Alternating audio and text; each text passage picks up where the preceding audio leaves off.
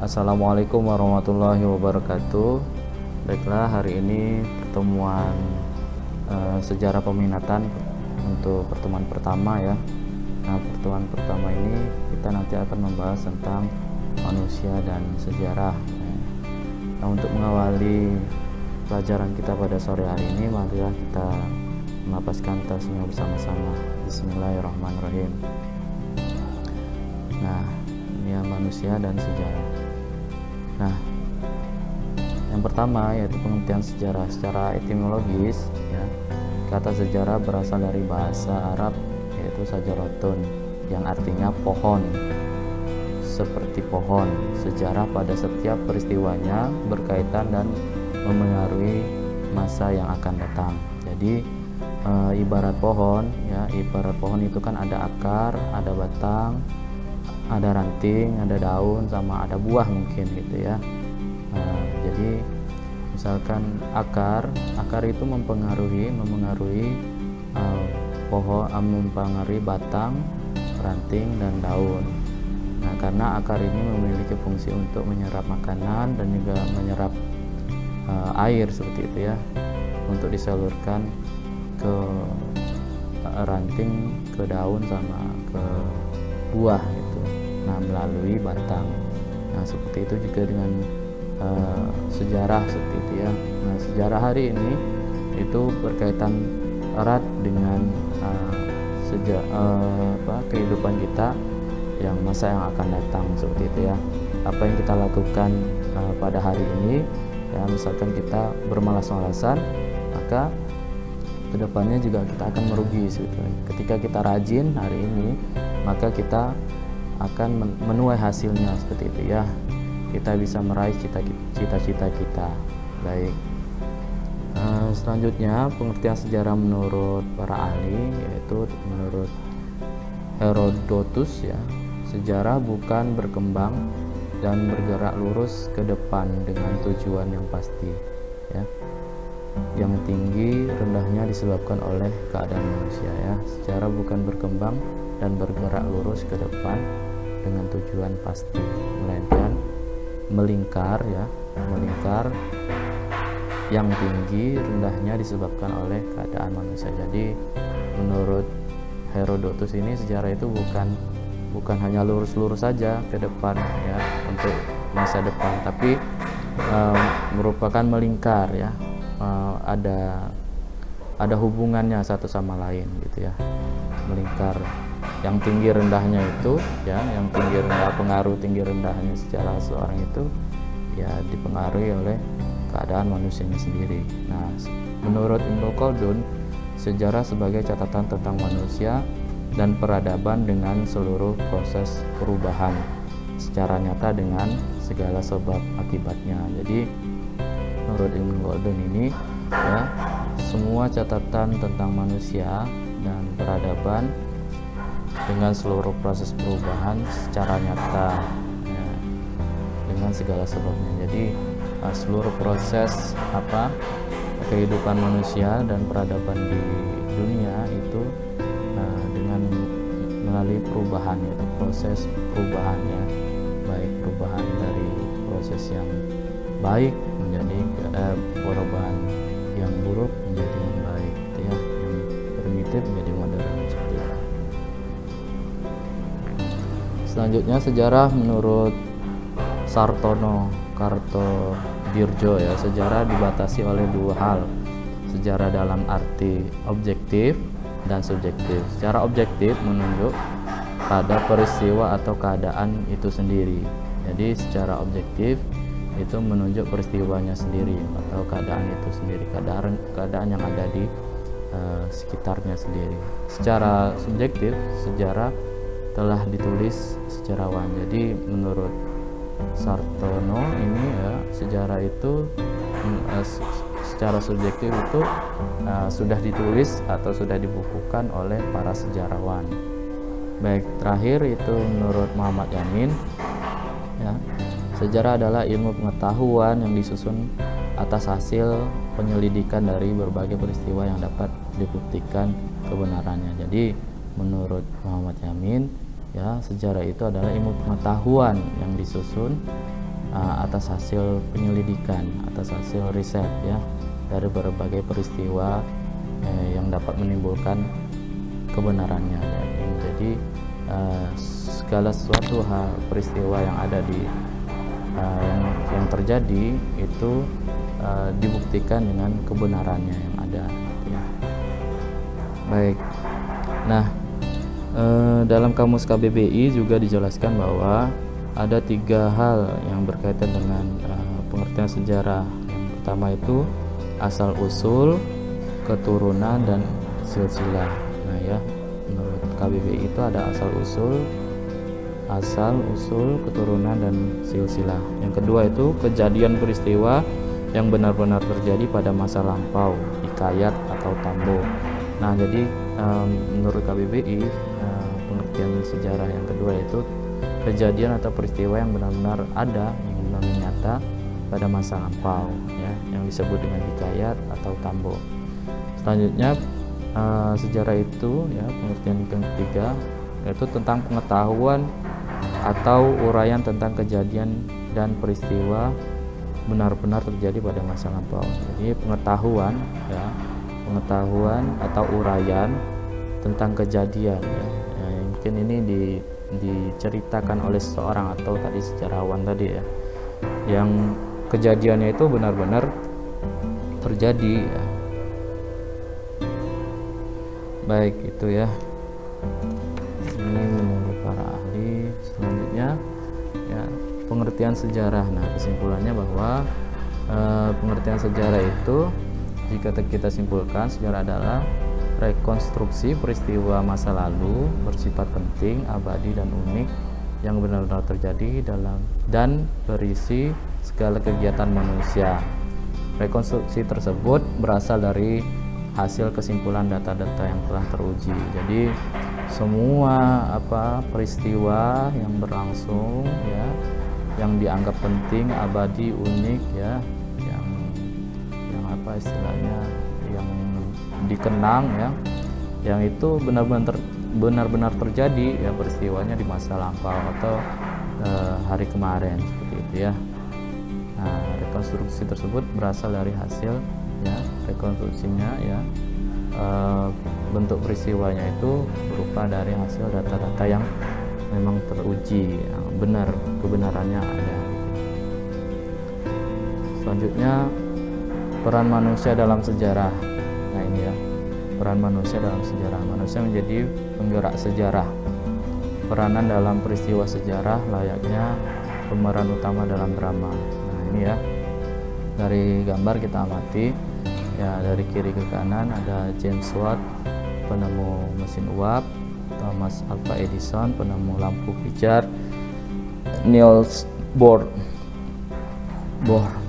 penemu partikel atom.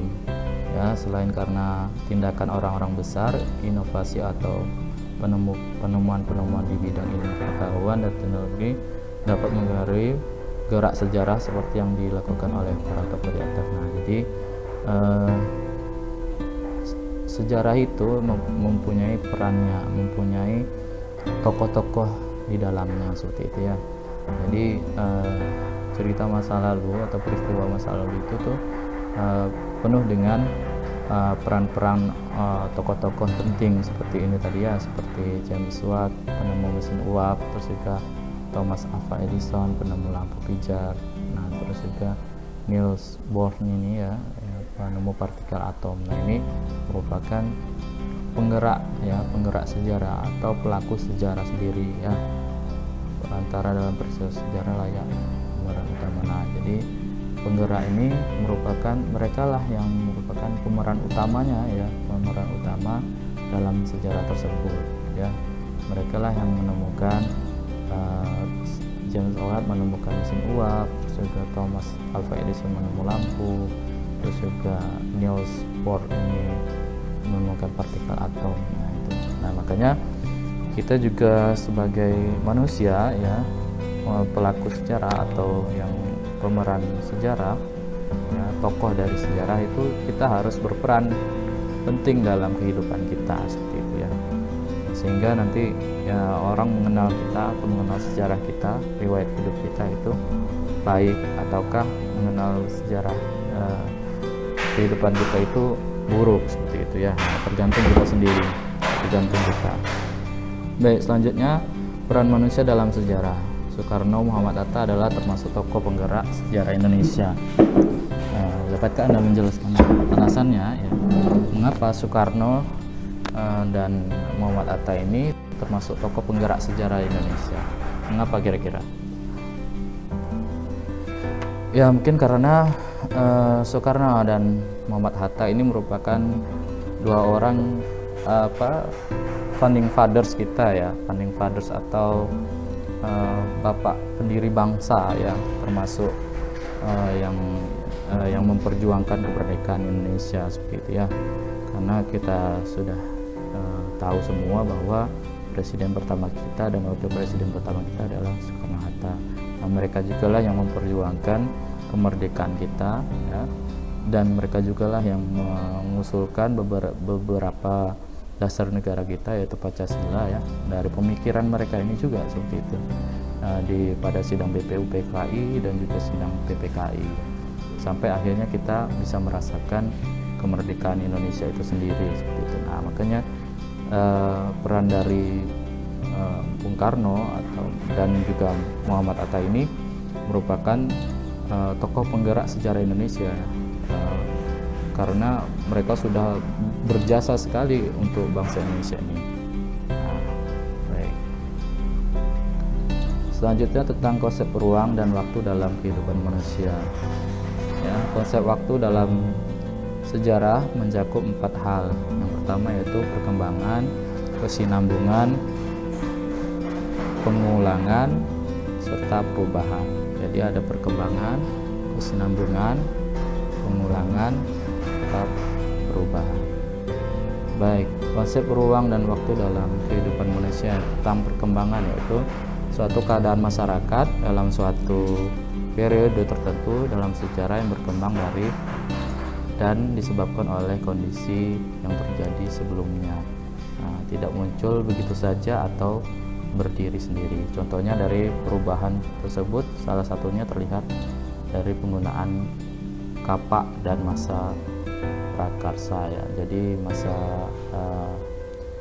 kuno dulu ya, masa apa istilahnya, masa zaman sebelum modern dulu ya, itu kampaknya ya seperti ini bentuknya ya. Nah, mungkin kalau kita sekarang kampaknya sudah berupa sinso bahkan ya, gergaji dan sebagainya ya. Kita sudah menggunakan alat-alat yang modern. Nah, sedangkan yang zaman dahulu seperti ini bentuk kampaknya. Baik. Selanjutnya kesinambungan ya. Suatu kondisi terkadang tidak melahirkan kondisi baru, tetapi tetap diwariskan atau diteruskan karena dianggap baik oleh suatu masyarakat. Jadi contoh praktik sosial tertentu menuju kejadiannya kesinambungan. Jadi misalkan suatu kondisi ya terkadang melahirkan kondisi baru, tetapi tetap diwariskan dan diteruskan karena dianggap baik oleh satu masyarakat. Misalkan contohnya dalam dalam istilahnya seperti kebiasaan kita untuk menghormati orang tua, terus juga misalkan kalau masuk rumah itu mengucapkan salam seperti itu ya, bertemu orang juga mengucapkan salam. Nah, itu merupakan juga bentuk kondisi atau peristiwa yang kita lalui yang sering kita ulang ya, Nah, karena itu dianggap baik gitu ya, karena itu dianggap sesuatu hal yang perlu untuk diteruskan gitu, perlu untuk dilestarikan seperti itu ya. Baik, selanjutnya pengulangan ya, fenomena yang pernah terjadi sebelumnya terulang kembali pada masa sesudahnya atau masa sekarang. Contohnya pergantian rezim demokrasi terpimpin ke orde baru, orde lama, ke reformasi. Nah, ini ya. Jadi pengulangan untuk mencari pemimpin atau pergantian pemimpin itu selalu terjadi ya, selalu terjadi, terulang kembali ya. Ada pemilu kalau sekarang ya, pemilihan presiden, pemilihan umum itu presiden dan legislatif itu dilaksanakan secara 5 tahun sekali seperti itu ya. Nah itu diulang-ulang terus untuk tujuannya untuk pergantian rezim atau pergantian pemerintahan seperti itu ya. Selanjutnya konsep ruang dan waktu dalam kehidupan manusia tentang perubahan ya, ketika masyarakat membentuk praktik yang baru dan berbeda sama sekali dengan praktik sebelumnya ya. Tentara Selandia Baru ini contohnya, tentara Selandia Baru dalam Perang Dunia I, perang merupakan salah satu faktor perubahan. Nah ya, menurut tentara Selandia Baru ini, perang itu untuk melakukan suatu perubahan gitu ya. Orang-orang dahulu ya pada masa Perang Dunia I itu menganggap bahwa ketika melakukan perubahan maka kita akan harus dilakukan dengan perang seperti itu ya, harus melakukan dengan pertempuran seperti itu ya. Karena untuk menguasai suatu wilayah itu dilakukan dengan perang, atau ingin mengikut campuri urusan wilayah yang lain itu dilakukan dengan perang gitu ya, untuk mendapatkan keuntungan tertentu. Baik, selanjutnya perubahan dan keberlanjutan dalam kehidupan manusia ya. Perubahan terjadi atau peristiwa yang membuat perbedaan berlangsung secara zigzag ya. Yang selanjutnya keberlanjutan ya, sesuatu keadaan yang telah berlangsung lama berlangsung secara garis lurus. Nah ini ya, jadi kalau keberlanjutan itu dilambangkan dengan garis lurus ya, keberlanjutan.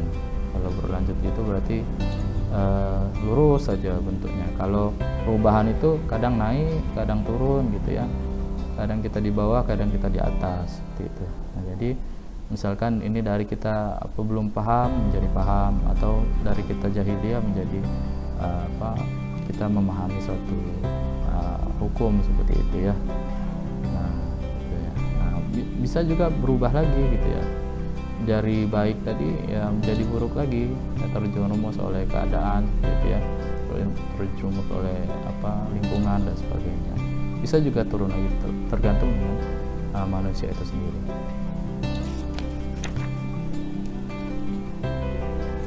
Baik, selanjutnya yaitu tentang keterkaitan sejarah manusia dengan masa kini ya. Masa kini merupakan produk dari perkembangan masa lalu atau sejarah ya. Ini contohnya patung Cicero di Roma, Italia. Cicero adalah orator terkenal Romawi.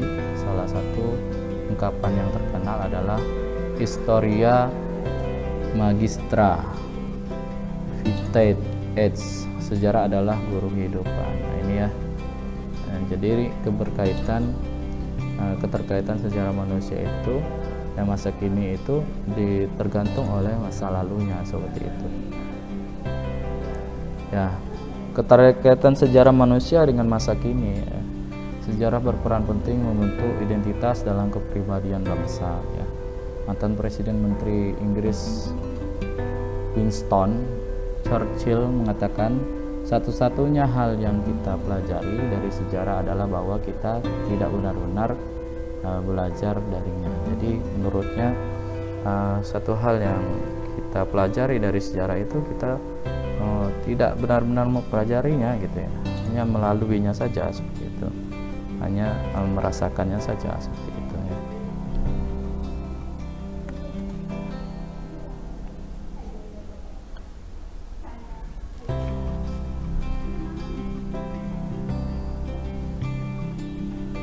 Baik, selanjutnya keterkaitan sejarah manusia dengan masa kini ya. Sejarah mengatakan kepada kita untuk memahami masyarakat dan bangsa sendiri, dan juga mengenal bangsa-bangsa lain, seperti yang dikatakan Mahatma Gandhi yaitu pejuang kemerdekaan India ya, Sun Yat-sen ya, tokoh nasionalis Tiongkok, Nelson Mandela ya, revolusioner anti apartheid Afrika Selatan ya. Dengan mengenal tokoh-tokoh dunia kita dapat banyak belajar dari pemikiran dan perjuangan kisah. Yang ini merupakan tokoh-tokoh di dunia yang memperjuangkan kemerdekaan bangsanya sendiri seperti itu, atau melawan rezim ya, anti apartheid ya, maksudnya anti Tuhan seperti itu ya. Nah, baik. Sejarah melatih kita untuk berpikir holistik, yaitu menyeluruh dan multi perspektif dalam memandang suatu peristiwa. Jadi dalam suatu peristiwa kita itu harus memandang secara holistik atau keseluruhan seperti itu ya. Kita memandang suatu peristiwa itu kita memperhatikannya, memandangnya itu secara keseluruhan dan multi perspektif dalam memandang suatu peristiwa. Maksudnya multi perspektif itu adalah kita tidak hanya satu artian saja ya, tidak hanya satu pandangan saja. Mungkin bisa diartikan dengan pandangan yang lain seperti itu ya. Karena misalkan seperti kita memandang pisau seperti itu ya, ketika kita memandang pisau itu secara baik ya, secara menyeluruh, nah pisau itu kita pergunakan untuk hal-hal yang baik tentunya seperti itu. Tetapi ketika kita memandang pisau itu dengan cara yang tidak baik seperti itu ya, perspektif lain itu, maka kita juga memperlakukan atau menggunakan pisau itu dengan cara yang tidak baik pula seperti itu. Nah makanya dalam memandang sesuatu peristiwa atau sejarah yang sudah terjadi di masa lampau atau masa yang kita rasakan ini, maka kita haruslah memandangnya dengan secara menyeluruh atau multi perspektif ya, tidak hanya satu pandangan saja. Kita harus melihatnya secara menyeluruh. Nah itu ya. Nah yang terakhir yaitu berarti berpikir diakronik dan sinkronik ya. Menurut Sartono Kartodiarjo ya, antara sejarah dan ilmu sosial lainnya berbeda pendekatan perspektif. Jika sejarah menggunakan perspektif diakronik, ilmu sosial lainnya menggunakan perspektif sinkronik. Kajian sejarah tidak identik dengan kronik, tetapi identik dengan kronologi atau suatu urutan waktu tentang kejadian-kejadian yang penting. Nah, fenomena sejarah yang hendak dikaji secara utuh memerlukan pendekatan diakronik atau memanjang dalam waktu ya. Sebaliknya, ilmu-ilmu sosial lainnya menganalisis peristiwa itu atau fenomena sosial dengan pendekatan sinkronis atau melebar dalam ruang. Jadi maksudnya adalah diakronik tadi itu memandang grafiknya itu memanjang dalam waktu gitu ya. Maksudnya memandang suatu peristiwa itu ke depannya seperti itu ya. Sedangkan sinkronik itu merupakan suatu peristiwa, memandang peristiwa itu melebar dalam ruang gitu ya. Ada keterkaitan, jadi melebar, sudut pandangnya lebar, lebih luas seperti itu ya. Antara peristiwa yang lalu sama yang sekarang itu berkaitan seperti itu. Baik, itu saja yang mungkin yang bisa saya sampaikan untuk pertemuan pada hari ini ya. Selanjutnya ada tugas di buku paket ya, yang di buku paket Erlangga itu halaman 26 ya, halaman 26 itu dari halaman 26 sampai halaman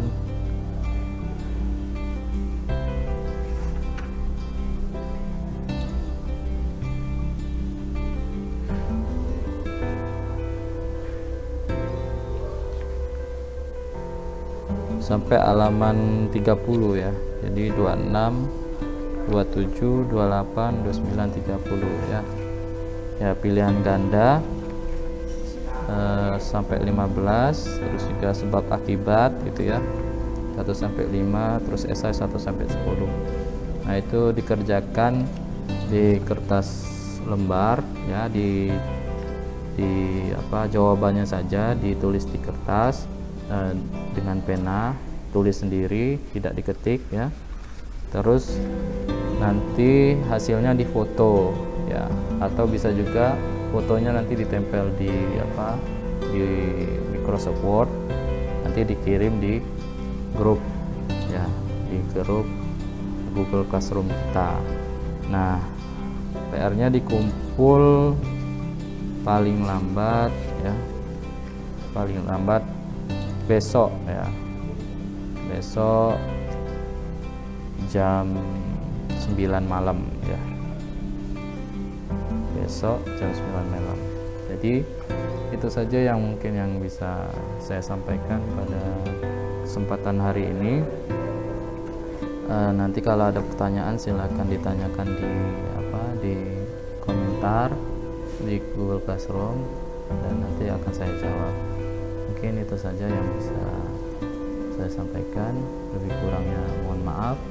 Wabillahi taufiq wal hidayah. Wassalamualaikum warahmatullahi wabarakatuh.